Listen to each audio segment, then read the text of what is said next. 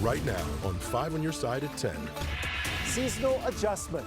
Friday's gusty, cool breeze signaling a change for the weekend ahead. Too many calls, not enough police. It's a crisis. Tonight we go searching for solutions in New Orleans. How the Big Easy is getting creative to take a bite out of crime. Our top story, a small Missouri town demanding answers. I want clean water for my family. The contamination concerns leaving them without water for more than a week. The water in the town of Silex was cut off last week after unsafe levels of carcinogens were detected. Good evening, I'm Mike Bush, and Allred has the night off. Silex is about 70 miles northeast of St. Louis in Lincoln County. Our Robert Townsend was there tonight as residents got to air their concerns to state and federal officials. It's a big problem for Kayla Hardin and her neighbors in the small town of Silex. We're getting conflicting reports, whether it's just about drinking it, whether it's about using it to cook with or bathe with. For more than a week now, the Lincoln County community has been under a state of emergency. It's after the Missouri Department of Natural Resources detected unsafe levels of radium in multiple samples of water. Radium is a naturally occurring radioactive metal that originates in the groundwater the city uses for its public water supply. It can cause cancer. We really don't know where we stand with any of this.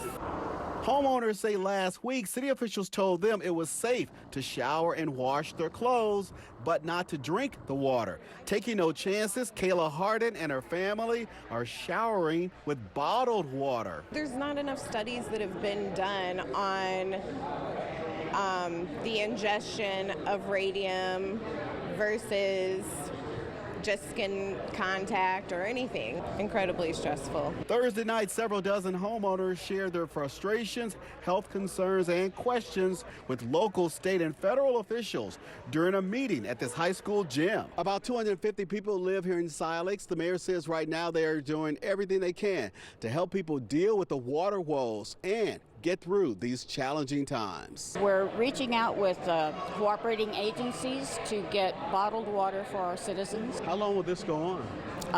That we don't know until we can get a solution that will help take the radionuclides out. So the permanent or long-term solution that's being worked on is a connection to an adjacent water system, and that's probably a couple to 3 years out. Meantime, Kayla Hardin is running out of patience. I want clean water for my family. In Silex, Robert Townsend, 5 on your side. Right now, no future community meeting is scheduled. The city is providing 1 gallon of water per person per household a day. Residents can pick up the water at the Silex City Hall. Well, the rain is clearing out. Now fog and a fall chill are moving in across the St. Louis region. Chief Meteorologist Scott Connell joins us now with that weather first forecast. You know, Mike, most of the fog is in outlying areas in the river valleys down over the eastern Ozarks and also across southeast Missouri, southern Illinois. Not so much in the metro area right now, but if you are traveling late tonight from here on through about 3-4 o'clock in the morning, there is a dense fog advisory over to Mount Vernon, down towards Perryville, going to Cape Girardeau and down towards Paducah. The rest of us probably don't see extensive fog, although we can see some of the fog in the river valleys down along the Merrimack River, where we have seen the winds settle down some. Visibility right now, Mount Vernon, it's 1/4 mile. That probably is not going to be there tomorrow morning because the breeze will pick back up. First front's through, kind of a secondary front trying to slide through now, and then you have a reinforcing shot of the cooler air heading our way for tomorrow. So localized dense fog is possible southeast for the next few hours. Then the gusty winds, chilly weather for Friday. And while we start with sunshine tomorrow in St. Louis, by lunchtime into the afternoon, there's going to be about a 3-4 hour window where it's mainly cloudy, might even sprinkle on us along with those gusty winds. And then the weekend is bright and dry, but boy, is it chilly. More on that in a few minutes, Mike. All right, Scott. New tonight, Alton Police and the State Fire Marshal are investigating a deadly house fire. The fire broke out around 9 last night in the 2300 block of Sunset Avenue. Firefighters found a man dead inside. The cause of death and the cause of the fire are still under investigation. Anyone with information is asked to call police. A former tenant is now charged, accused of setting a fire that destroyed several businesses attached to his old apartment building. The fire broke out early Tuesday morning on Washington Avenue. No one was hurt. Prosecutors charged William Jacobson with aggravated arson. According to court documents, he was recently evicted and had threatened to burn down the building. Jacobson denies starting the fire on purpose, claiming he was using meth and hearing voices. Prosecutors are now offering a plea deal to a man accused of killing a teenager outside Ted Drew's. But Jacob Adler told the judge today he won't accept the deal that could have him out of prison in 120 days. He asked for a trial date instead. Police say Adler drove off after he hit 17-year-old Matthew Nicolai as the teen crossed Chippewa last summer. Tonight, a man accused of firing 4 shots into a Webster Groves home, hitting a woman inside, is out of jail. The shooting happened Monday night in the 300 block of Tuxedo. The woman was hit in the arm. Police say when they arrested the man, they found a gun and several hundred rounds of ammunition, but prosecutors say right now there isn't enough evidence to charge him with a crime. Happening in just 2 days, you can show your support to area first responders. A local motorcycle club is calling on the public to join them in a massive fundraiser for the Captain David Dorn Foundation. Our Brent Solomon joins us now with what you need to know. Hey there, Mike. Today I caught up with Anne Marie Dorn. She's the widow of a retired police chief whose murder in June of 2020 during a night of riots and looting captured national attention. Her mission since then, give back to all first responders. And this weekend, one group is making that easier. A look back at the crime scene that took a toll on our community. Former St. Louis police captain and Moline Acres police chief David Dorn shot and killed responding to looters outside of Lee's Pawn and Jewelry. It's been more than 3 years now. Just trying to keep his memory alive. Today, Anne Marie Dorn is hard at work, fulfilling a purpose near and dear to the man she loved. You know, his purpose in life was always to take care of his officers, and I'm trying to carry that on to other agencies. Since the David Dorn Foundation formed last year, the group has raised some $150,000, helping more than 800 first responders with medical and mental health expenses and equipment to do their jobs. The Rare Breed Motor Club of St. Louis has followed Dorn's story. We actually put on a ride and we went down to the location where he was slain. We had a vigil for him and we all said a prayer. Now the group is planning a unity ride and car cruise this Saturday. It will start at the St. Louis Fire Department's headquarters. Participants will ride some 13 miles to the Gateway Harley-Davidson shop in Melville. We're going to have entertainment. We're going to have free food. We're going to have a 50-50 raffle and some games. It doesn't matter if you ride a motorcycle or ride a bike or drive a car.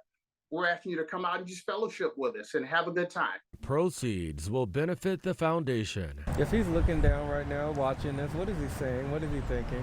I can see a big smile on his face. He'll be humbled by it. He really would be humbled by the generosity people have been to us. Now participants are asked to contribute $10 to the cause. It all kicks off at 10:30 Saturday morning and goes until the late afternoon. I've placed more details for you at KSDK.com. Brent, thanks.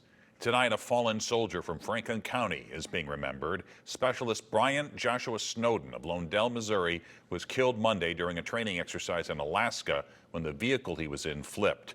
He was 22 years old. A second soldier from Knoxville, Tennessee was also killed. 12 others were injured. Specialist Snowden joined the Army in July of 2020. Today, his community is remembering him. I did get the news of Brian this morning. I went to high school with him. He graduated the year after me. It struck me. It's a little tragic. He is a hero. I mean, he was in the line of duty when he got hurt. Very tragic. The Army is still looking into what led to the crash. Funeral arrangements are pending. 2 drivers are recovering tonight after a box truck crashed into the back of a MoDOT truck in St. Charles County. The crash backed up traffic on westbound 370 just past Highway 94 for about an hour this afternoon. The accident is still under investigation. We're told both drivers' injuries were minor. Changes are coming to the St. Louis City Justice Center after 3 inmate deaths since last July. The city is creating a chief medical officer position for the jail. 10 new support staff positions are also being added. The jail's healthcare provider, Horizon, also filed for bankruptcy this year. The city is now suing and trying to find a new one. Tomorrow, the St. Louis Board of Aldermen will hold a first reading of the proposed Unhoused Bill of Rights. The plan includes expanding mobile bathrooms and showers at homeless encampments and easing restrictions to launch new shelters. This comes just days after the city shut down a homeless encampment outside City Hall. Hundreds of Democratic Party officials from all over the country have converged on St. Louis for the annual DNC fall meetings. Party leaders are organizing their campaigns and testing their messages ahead of the upcoming election year. Vice President Kamala Harris will join the DNC fall meetings tomorrow and will have continuing coverage of the fall meetings throughout the weekend. Tonight, we're searching for solutions in New Orleans. The Big Easy has a big crime problem. And just like St. Louis, a shortage of police officers. It's a crisis. Response time shooting up to the longest in the country. Now retired officers and technology are helping to fill the gaps. It's a tool to help fight crime. It's the only thing that we can do right now. How it's all serving as a template to solve a crime-fighting conundrum. Break out the fall flannel as the coolest air in over 5 months settles in over the weekend. We're tracking the gusty winds that bring the cooler air on Friday. Labor shortages often complicate hiring efforts in industry and government alike. Police departments are no exception, but a lack of officers has some cities getting creative in their approaches to fighting crime. Our political editor Mark Maxwell went to New Orleans searching for solutions. These streets have seen an awful lot. New Orleans is seriously battle-tested. Before a dramatic reduction in violent crime in the early 2000s, We were the murder capital of the world. New Orleans Police and Justice Foundation Board Chair Elizabeth Bowe said previous chiefs delivered dramatic results. And they turned crime around within a couple of years. It was an amazing turnaround. Then Katrina hit.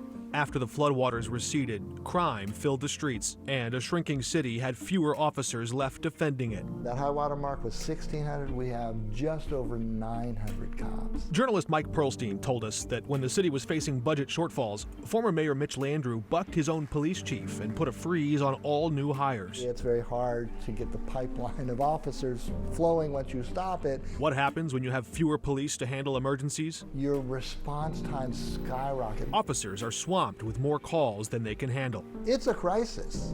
Response time shooting up to the longest in the country. It's a crisis.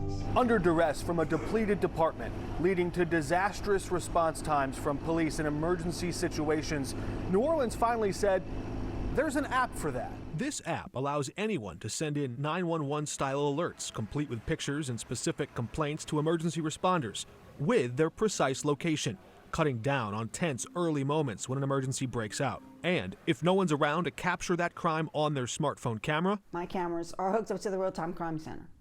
Your residential cameras? Yes, you can do private cameras. So if anybody calls 911 within a 100-foot radius of my house, it activates them, it sends an alert to the real-time crime center to start looking at my feed. a nonprofit foundation pays to install high-definition cameras in high-crime neighborhoods. It's just a tool. It's a tool to help fight crime. It's the only thing that we can do right now that's going to help us until we get those numbers back up. These high-tech tools give police a wider coverage area, but there's still no replacement for manpower.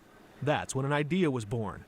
Hey, guess what? You don't necessarily need a sworn officer badge and gun to handle a fender bender car accident. A personal injury lawyer saw an opportunity to lighten the load for officers. ACCH is accident with a hit and run. AC is just a regular accident. Retired police officer Brian Freer now patrols city streets at on-scene services, watching for alerts like these. It comes on our CAD system as an accident. We review all of the accidents if we're in the area, or if we're not in the area, we'll click on that, self-dispatch ourselves to the call. And with nothing else on his schedule, I have been on calls less than 15 minutes of when it hits the CAD system. Each accident he handles spares officers from filling out paperwork and frees them up for more pressing matters. For instance, felony charges, we'll have more officers on the street to take care of that rather than take care of a property dispute of an accident. While they focus on dangerous calls, he can focus on speed. The joy I see on a person's face when I get there in 15 minutes and they look at their watch and say, man, that was quick. And then you get a secondary response when I've taken care of everything in 20 minutes. The new approach hasn't fixed everything overnight. If there was a single program or solution that worked like a charm in some big city, everybody would do the same thing. It would be a no-brainer. Hey, easy, here's the magic bullet. It's just not like that. But it has improved response times and left leaders with a template on how to divide and conquer some of the city's biggest challenges. People in political power have to, want to be change agents and try something dramatically new and different. Sharing the load was a common theme. We found workers wearing yellow shirts cleaning sidewalks in heavily trafficked corners of downtown New Orleans and handling social disturbances, steering people in poverty to find support systems. Time-consuming calls that would often occupy an officer's valuable time. Next week, we go behind the walls of those businesses on Bourbon Street and nearby and unlock one of their secrets to reviving vacant properties and preserving an aging city's historic appeal. It's not just preserving, but it's giving a life for the future, right? I mean, we could save a building and have it be, an artifact, but it's more exciting to take a building and turn it into something new while preserving it. Next week, we meet the architects giving New Orleans a facelift for the future while protecting its ties to the past. Mark, thanks. Chief Meteorologist Scott Cannell joins us now with that weather first forecast as the chill arrives. The chill is on its way in. Temperatures are in the 50s away from town, still in the 60s in town. We had the rain this morning. This is what it looked like in Florissant early on today. That rain came down pretty hard for some of us, more than an inch in spots north and west of St. Louis, lesser amounts south and east. But as we worked our way through the course of the day, the clouds tended to break up and we saw plenty of sunshine late this afternoon. Now, tomorrow, we will start with sunshine, but there will be changes on the way during the midday hours. That first wave of rain and clouds rolling on out, you do have a few more clouds sliding in. What you don't see in southeast Missouri from this particular vantage point is the fact that the winds have settled down and we're seeing some fog here. So we get into this nighttime physics mode. Looking at the satellite picture, from space, we can actually see these areas where there's lighter shades. And here you go down into the river valleys, down across parts of southeast Missouri. We're seeing the winds settle down there because we had some rain earlier today. Now you have all this moisture. Those are the areas where there's some fog. So there's a dense fog advisory until 3 a.m. That includes Perryville over towards Mount Vernon. So if you're going down towards Cape Girardeau, traveling through southern portions of Illinois, you might encounter some of that fog. But as the winds pick up overnight and the drier air pushes in, we'll scour that out. 67 right now at Lambert. We did get up to 78 degrees this afternoon once we had the sun break back out. Now, outside of a few clouds rolling through at the moment, we're going to see a mainly clear sky, still a bit of a breeze overnight, dropping into the 40s to lower 50s. The big change is really up to our north and west. Add the jet stream in here, and you have a big upper level system spinning across the upper Midwest. This is going to reinforce the cold air, and it will be downright chilly here as we get into this weekend. Now, tomorrow, there's changes on the way as we reinforce that cold air with that front sliding towards us from the north and west. Morning sunshine, going through the lunch hour, it gets cloudy. There'll be a pretty stiff breeze, 1, 2, 3 o'clock in the afternoon, and then that front pushes east, skies clear off.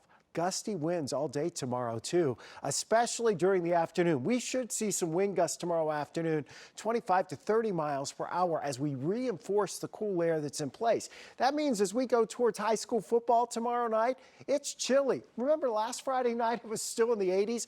Nope, not this week. Temperatures will be dropping back into the 40s. It's definitely hoodie weather for tomorrow night's game and a flannel alert here for Saturday with temperatures only in the lower 60s. For highs, despite plenty of sunshine. We go into early Sunday morning, winds die down, upper 30s to lower 40s across the area. Very chilly weather, the coldest we've seen since the 4th of May in St. Louis. 5 full months since it's been this cool with what we'll see this weekend in St. Louis. Middle of next week, we're back up into the 70s, perhaps flirting with 80 degrees, maybe some rain towards the end of next week. And don't be surprised, Mike, if you catch a sprinkle with some of those gusty winds tomorrow afternoon, but nothing substantial. Sounds like autumn has arrived. It sure has. All right, Scott, thanks. Sports is next with Corey. Well, the Blues made the most of their Texas tune-up ahead of next week's opener. Good luck getting City SC playoff tickets. And one soccer team in town may own the most impressive streak in the country. Stick around, sports is next. The Sports Desk is sponsored by Jim Butler Chevrolet, the Midwest's #1 Chevy dealer 10 years running. Before the Blues officially kick off the season next Thursday in Dallas, they got a dress rehearsal of sorts tonight against the Stars. And the team that took the preseason ice in Texas, well, it was a good preview of the roster we'll see on opening night.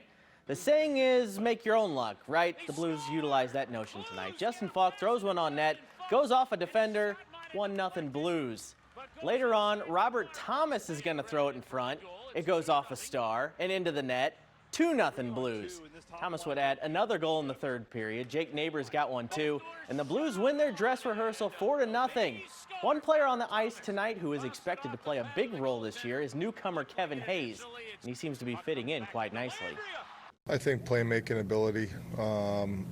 He's a good passer. He sees the ice well and makes plays. I think, you know, if anything, that was probably lacking from our game a little bit last year. And also, you know, size, big guy. You know, he's 6'4" down the middle of the ice. You know, that's a big person down the middle of the ice. This 5 on Your Side St. Louis City SC coverage is sponsored by Together Credit Union. It may have been a long flight home from Vancouver after a late 3-0 loss against the Whitecaps last night. But there are more pressing matters for City SC fans to worry about. Most important, how am I getting a ticket to a playoff game at City Park? For starters, 94% of season ticket holders have opted to get playoff strips for all possible postseason games at City Park. Today, the club announced that single match tickets for the first round of the playoffs will go on sale to the general public on October 13th. If you want priority access, you need to be a My City Plus member, which you can sign up for on stlcitysc.com. For those trying to get tickets, I have just 2 words: good luck. We have plenty of exciting soccer teams to choose from in St. Louis right now. This is one of them. The Wash U women are no strangers to being successful on the pitch, but so far this year has taken things to another level. They're 9-0 and ranked 3rd in Division III. Oh yeah, they also haven't allowed a goal yet. Not one. In fact, they're the only team, men's or women's, in Division I, II, or III yet to allow a goal. From their goalkeeper out, the Bears are locked in. Shutouts is a mentality. We're trying not to make it our identity, but it's a mentality that we are absolutely trying to embrace as a defensive construct. It's a whole team thing. It's not just me. It starts with our forwards, and honestly, the whole team has been doing a great job playing some great team defense, so it's not all on me. All the work that we put in over the summer, preseason, and every day, it's really paying off, and we're looking forward to continuing to build on what we've done so far and looking forward to see how far it can take us. Might be hard to believe, but we're already more than halfway through the high school football regular season. We have a great slate of games tomorrow night on 5 on Your Sideline, including a matchup featuring one of the most impressive teams in Southern Illinois so far. Roxana High School is not known as a football powerhouse, but right now, nobody wants to play them. The Shells are physical, currently 6-0 on the season, and have outscored their opponents 267-61 this year. This year's Roxana team knows they have the ability to make history in their town. I mean, everybody always talks about that, the 87 class. Roxana was state runner-ups, and we're just tired of hearing that. We want to be that class that stands out. We want to change the culture for Roxana football. You know, I had each kid fill out a survey, and we talked about what the goals were for the year, and the goals are lofty, and they should be. State championship. And that's it. If it's not state championship, it's not what we want. One of the most feared players in the history of football has died. Illinois Fighting Illini and Chicago Bears legend Dick Butkus died today. The linebacker was a 5-time All-Pro and a member of the College and Pro Football Halls of Fame. He was known for his ferocious tackles. Dick Butkus was 80 years old. And if you have some time tonight, go watch some Dick Butkus highlights. You will see why he was a ferocious tackler. Those offensive players felt it. He really was fantastic. All right. Thanks, Corey. Tomorrow on Today, Donna Kelsey is live in studio, opening up about being a mom to 2 sons in the NFL. She'll also be asked about Travis Kelce's rumored romance with Taylor Swift and the effect the media attention is having on their lives. Don't miss that exclusive interview tomorrow on Today. It airs at 7 a.m. right after Today in St. Louis. And we'll be right back. The City of Light is now the City of Bite. Paris is battling a plague of bed bugs. They're everywhere, on the metro, at the movies, and other public spaces. Crews now working overtime to eliminate the pests. This comes just 10 months before Paris hosts the Summer Olympics. People are buying less food. Walmart believes it's because a growing number of consumers are taking the diabetes drug Ozempic and other weight loss drugs. The medicines suppress appetites.